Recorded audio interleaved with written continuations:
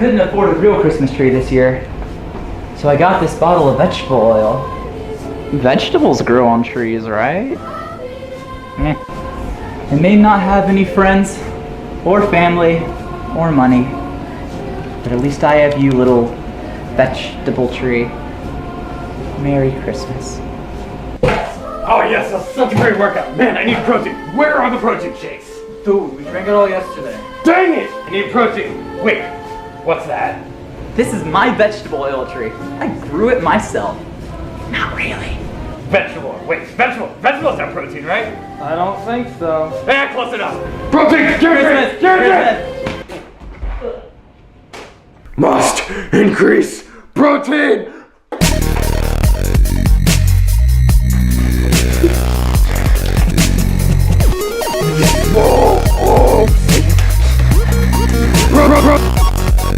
Protein! Merry Christmas, you filthy animal.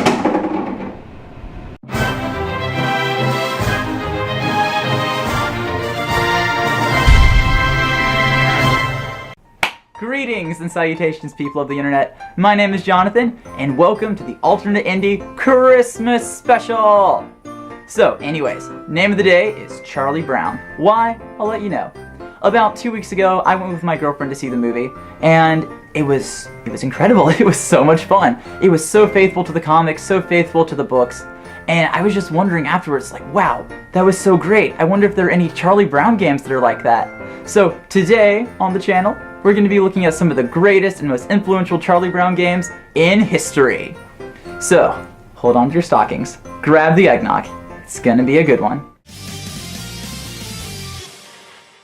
Ironically enough, the first Charlie Brown game didn't even have Charlie Brown in it. Instead, Snoopy was the star of the game in his first ever title, Snoopy and the Red Baron for the Atari 2600. And let me tell you, it's quite easy to tell that this game came out during much simpler times. Much simpler times. The game features Snoopy on his iconic doghouse flying around trying to shoot down what we can only assume is the Red Baron. And that's it actually, yeah. I'm assuming this game is bare bones due to the limited hardware at the time, but at least you have a lovely soundtrack to listen to while you whimsically murder World War I German fighter pilots.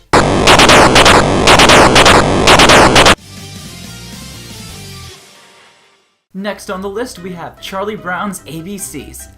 Now, is it just me, or was there some sort of trend in the 80s and 90s where video game characters had their own alphabet games? Mario taught you the alphabet, Sonic taught you the alphabet, Charlie Brown taught you the alphabet? Okay, it's exactly what it sounds like. You learned the alphabet with Charlie Brown and his poorly rendered friends. That's all there is to it, actually. So, do any of you guys remember the games Pokemon Ruby and Sapphire? If not, you're probably younger than 12, and for you they're going to be called Omega Ruby and Alpha Sapphire. Basically the same thing, just kind of fancier looking. Anyways, do you recall that one level where you sneak into Team Magma or Team Aqua's base and you move all those blocks around to progress through the stage? If you've ever wondered where that brilliant game concept came from, then look no further than Snoopy's Magic Show for the Game Boy Color. So you got some blocks, you move them a bit, and you're done. Yeah, hardcore game design here. I think the only real magical thing about it though is how it got sold in the first place. Ooh, burn.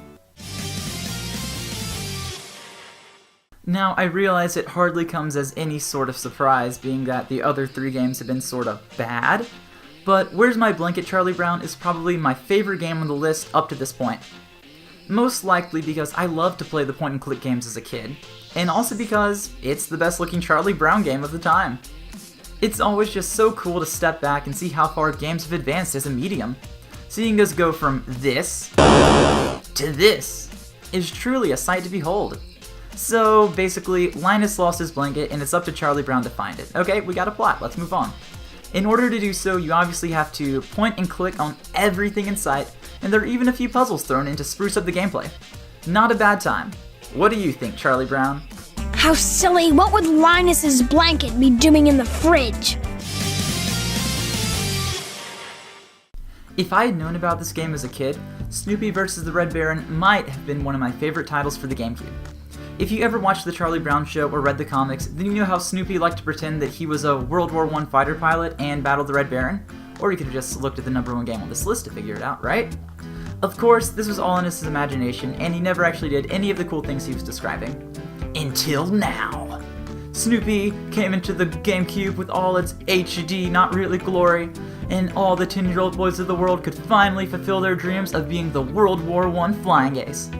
Then your dream would come hurtling to the ground and burst into flames once you watched these somewhat terrifying cutscenes. The World War I Flying Ace. What are you reading, Linus? Snoopy wanted me to proofread his latest manuscript. Oh, good grief. So this is an interesting one. This is a Japan-only Charlie Brown game for the DS. I never even knew this existed until I started compiling games for this list, and I still have no clue what it's about. Mostly because I don't read Japanese. But, if I had to guess, I would say that it's an educational game where you learn about dogs and play golf. This is truly one of those games that can only come from Japan. Now this right here is a man's game. You take the bombastic flying action of Snoopy versus the Red Baron, slap 3 tablespoons of HD onto its face, add a light drizzling of Xbox Live Online goodness, and put it in the oven for 4 hours at 350 degrees. And what do you get when you open the beautiful Xbox oven? A full serving of Snoopy Flying Ace. Oh yeah! If I can be frank for just a moment, this game truly was the cat's pajamas.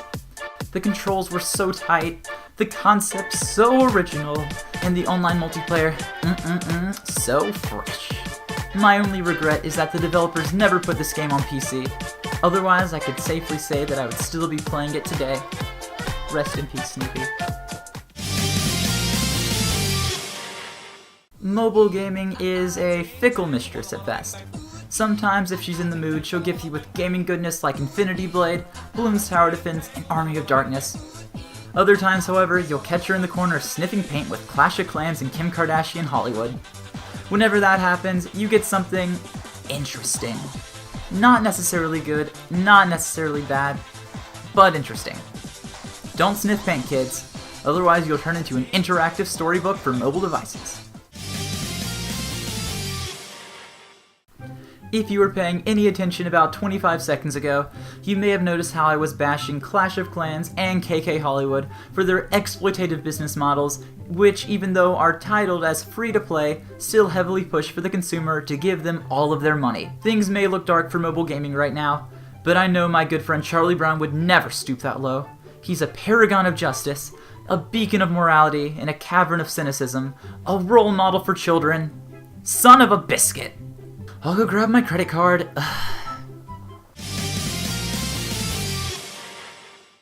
After the complete sellout, which was Snoopy's Candy Town, I figured that Charlie Brown and all his friends would be stuck in a mobile gaming rut for the rest of their miserable existence. But lo and behold, they made a new game for the Xbox One of all things. Snoopy's Grand Adventure, which actually released about the same time as the movie. That's pretty cool.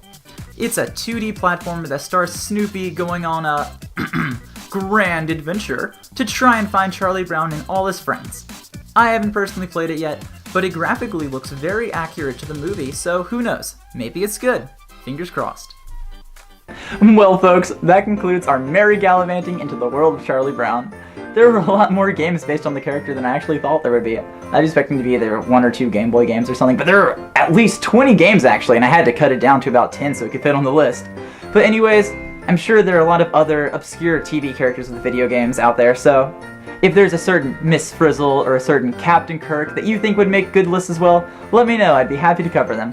So anyways, hope you guys have the merriest of Christmases, peace and goodwill, don't kick your cat. See you guys next year.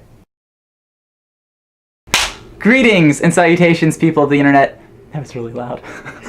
That was a good one. Thank you. We can just do a cut sign here. Boop. It's gonna be a good one.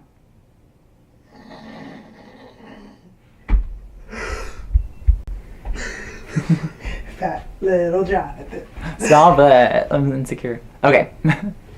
Greetings. Oh. Yeah. Greetings and salutations, people. Okay, you said something, so I'll do it again. I know. Greeting. It's gotta be a really loud one. It was right Sort there. of like how Ryan Higa does his tee really loud. Mhm. Like that's gonna be your thing. You gotta make this as loud as you can. That's how you do it. And so like if you do have a really good one, you can be like, ooh, that was a good one.